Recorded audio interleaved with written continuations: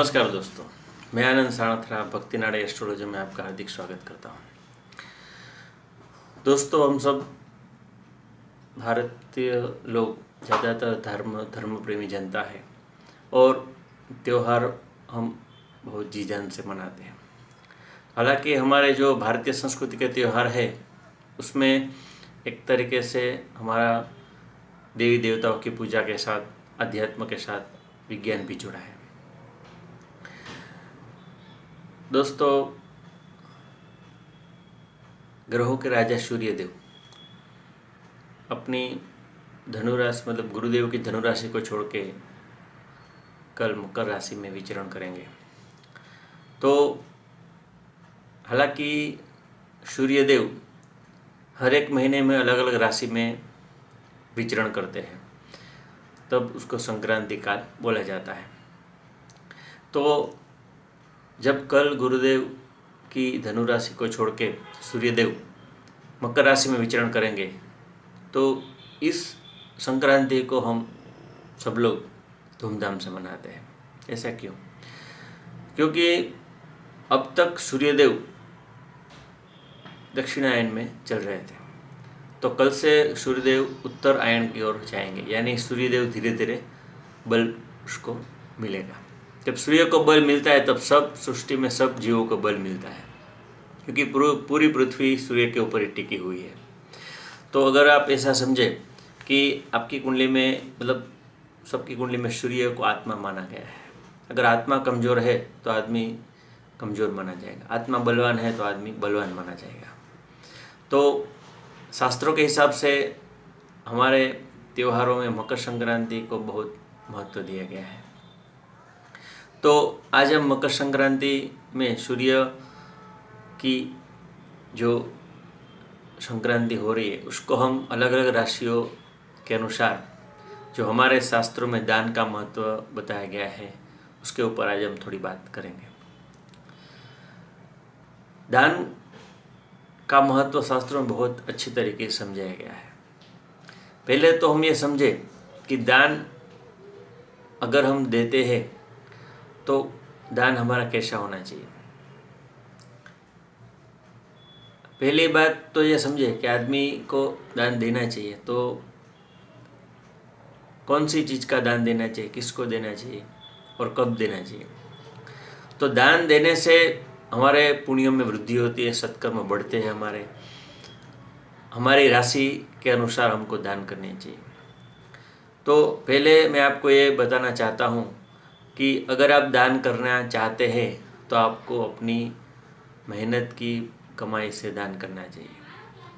दूसरे की कमाई से और उधार लेके दान कभी भी नहीं करना चाहिए। और अगर आप ऐसा दान करते हैं, किसी को सता के आप कमाई जो की हो, ऐसा दान आपका व्यर्थ जाता है। तो दूसरी बात, किस चीज़ का दान करना चाहिए वो मैं आपको प्रत्येक राशि के हिसाब से कौन सी चीज़ का दान करना चाहिए और कौन से समय दान करना चाहिए ये मैं आपको आगे बता रहा हूँ। पहले हम ये समझ लें कि किसे दान करना चाहिए। अगर आप समझ रहे कि किसी को भी दान देने से हमें दान का पुण्य मिल जाए, तो ये बात सही नहीं है। आपको दान जो आप दे रहे हैं वो व्यक्ति को आपको देखना चाहिए, वो असल में ज़रूरतमंद हो और वो दान का कैसा उपयोग कर रहा है। ऐसे व्यक्ति को आप दान देंगे कि जो दान का सही उपयोग कर रहा है, रियल में वो ज़रूरतमंद है, तो आप उसको दान कर सकते हैं। तो मकर संक्रांति के दिन किया हुआ दान का बहुत ही हमको पुण्य मिलता है, क्योंकि इस दिन सूर्य पिता और शनि पुत्र, हालांकि ये दोनों के शत्रु माने गए, लेकिन पिता जब पुत्र के घर आता है तब वो अपने आप को एक कंफर्ट और बलि मानता है। तो आइए अब हम बात करते हैं। पहले मैंने आपको बताया कि अपनी कमाई से किया हुआ दान आपको सत्कर्म बढ़ाता है। और हालांकि हमें कभी ऐसे पदार्थों जो मादक पदार्थ है, नशीले पदार्थ, मतलब ऐसे पदार्थ का कभी दान नहीं करना चाहिए। हालांकि मकर संक्रांति के दिन तिल और गुड़ का दान सबके लिए बढ़िया माना गया है। अगर आपको आपकी राशि नहीं मालूम तो आप तिल और गुड़ का दान अवश्य कर सकते हैं। तो आइए अब हम बात करते हैं किस राशि को कौन सी चीज़ का दान करना चाहिए। शुरुआत करते हैं मेष राशि से। मेष राशि का स्वामी मंगल। आप अगर मेष राशि के व्यक्ति है तो आपको गेहूं, गुड़ और तिल इसका दान अवश्य करना चाहिए। और आपकी कुंडली में 10वें स्थान में यह योग बन रहा है सूर्य शनि का, तो 10वां स्थान कर्म का स्थान माना गया है, 10वां स्थान पिता का स्थान माना गया है। तो इस स्थान से आप दान करके उसके लाभ को आप इस स्थान को बलवान बना सकते हैं। वृषभ राशि की बात करें कि वृषभ राशि वालों को तिल की रेवड़ी और बतासे, वाइट बतासे का दान आपको करना चाहिए। वृषभ राशि के लिए यह स्थान 9वें स्थान में यह योग बन रहा है। 9वां स्थान एक तरीके से देखें तो धर्म का है, 9वां स्थान आपके भाग्य का है, तो भाग्य में वृद्धि ऐसा दान आपके लिए लेके आ रहा है। मिथुन राशि की बात करें तो मिथुन राशि वालों व्यक्तियों को मूंग का दान करना चाहिए। हालांकि ये जो मैं स्पेसिफिक राशि बता रहा हूँ उसके अलावा आप तिल और अनाज का दान भी आप प्रत्येक राशि के लोग कर सकते हैं। मिथुन राशि वालों को साबुत मूंग का दान करना चाहिए। मिथुन राशि वालों का ये जो योग है अष्टम स्थान में बन रहा है। हालांकि अष्टम स्थान को अच्छा स्थान नहीं माना गया है, दुख का स्थान है, लेकिन अगर आप सच्चे मन से अपनी कमाई से दान करेंगे तो आप इस दुख स्थान से बच पाएंगे। कर्क राशि वालों को चावल का दान करना चाहिए। कर्क राशि वालों के लिए यह मकर संक्रांति में सूर्य और शनि का योग सप्तम स्थान में बन रहा है। तो सप्तम स्थान आपके बिजनेस का, लाइफ पार्टनर का, अगर आप पुरुष है तो आपकी पत्नी का, और एक आप स्त्री है तो आपके पति का स्थान माना गया है। तो यह स्थान में यह योग होने से आप सच्चे दिल से अपनी खुद की कमाई से आप दान करेंगे तो उसका फल आपको बेशक मिलेगा। अब हम बात करते हैं सिंह राशि। सिंह राशि या सूर्य की खुद की राशि है।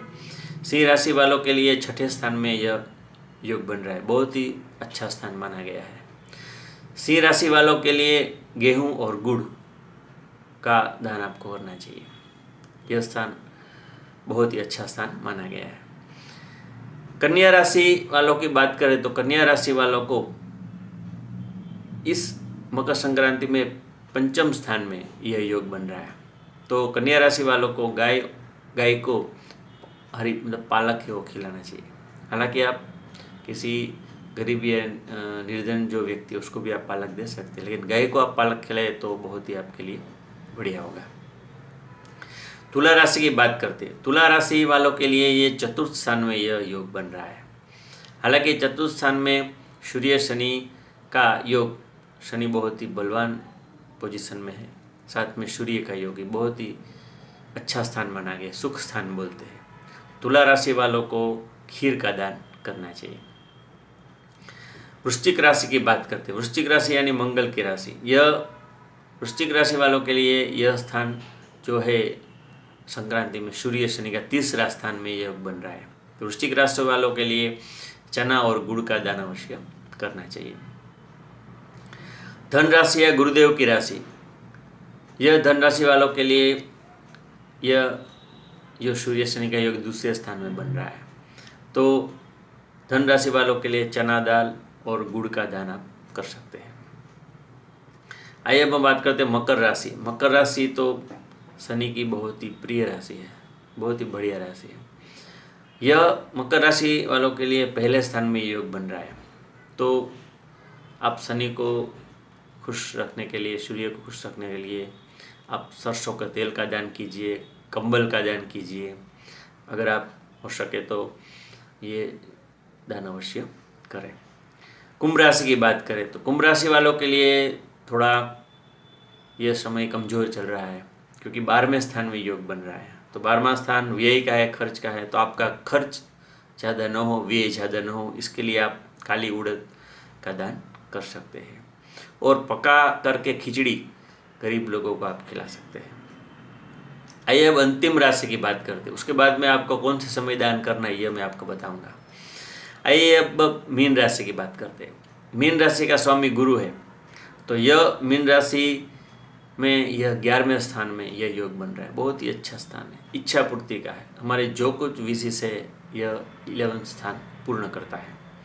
तो मीन राशि वालों को बेसन के लड्डू या मोतीचूर के लड्डू का दान आप कर सकते हैं।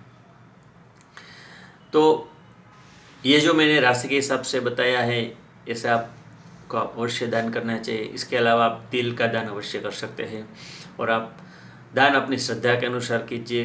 कई लोगों के मन में ये प्रश्न होगा कि कितना दान करना चाहिए, तो ऐसा कोई आपकी श्रद्धा सामर्थ्य के अनुसार आप दान कर सकते हैं। दान करते वक्त आपको यह ख्याल रखना चाहिए कि यह दान आपको खुश होकर करना है। और दूसरी बात कि आपको अपने नाम के लिए कोई मेरी वाह वाह करे, मैंने इतना दान दिया, ये किया, ऐसा आप दिमाग में नहीं रखें। अपनी नाम, अपनी यश, अपनी कीर्ति के लिए दान नहीं करें। ऐसा बोलते हैं ना कि एक हाथ से दान करते हैं, दूसरे हाथ को पता भी नहीं चलता। तो ऐसे आप खुश होकर दान करें। और दूसरी बात कि किसी से उधार लेके दान मत कीजिए, अपनी खुद की कमाई से दान करें, चाहे वो थोड़े ही पैसे का क्यों न हो। ऐसा नहीं है कि दान ज़्यादा किया तो ज़्यादा पुण्य मिलेगा, कम किया तो कम पुण्य मिलेगा, ऐसा नहीं है। आप अपने सामर्थ्य के हिसाब से सच्चे दिल से, सच्चे मन से आप दान करें तो यह दान का फल आपको अवश्य मिलेगा। आइए अब हम बात करते हैं किस समय दान करना।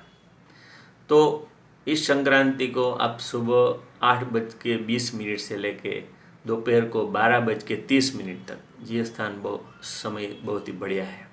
अगर इस समय में आप दान करते हैं तो यह दान का आपको बहुत ही बेशक फल, आपको प्रचुर मात्रा में फल मिलेगा। और हाँ, दूसरी बात, दान करने से मन का बोझ कम होता है। अगर हमारे मन में बोझ है तो बोझ दान से कम होता है। तो दोस्तों, आज मैंने आपको मकर संक्रांति में जो दान का महत्व बताया है, वह दान किस चीज़ से हम इसका फ़ायदा ले सकते हैं और कौन सी चीज़ का दान करना चाहिए और हमारा दान कैसा होना चाहिए, यह विषय पर प्रकाश डालने का एक प्रयास किया है। तो दोस्तों, मेरी ओर से आप सबको मकर संक्रांति की ढेर सारी बधाइयाँ।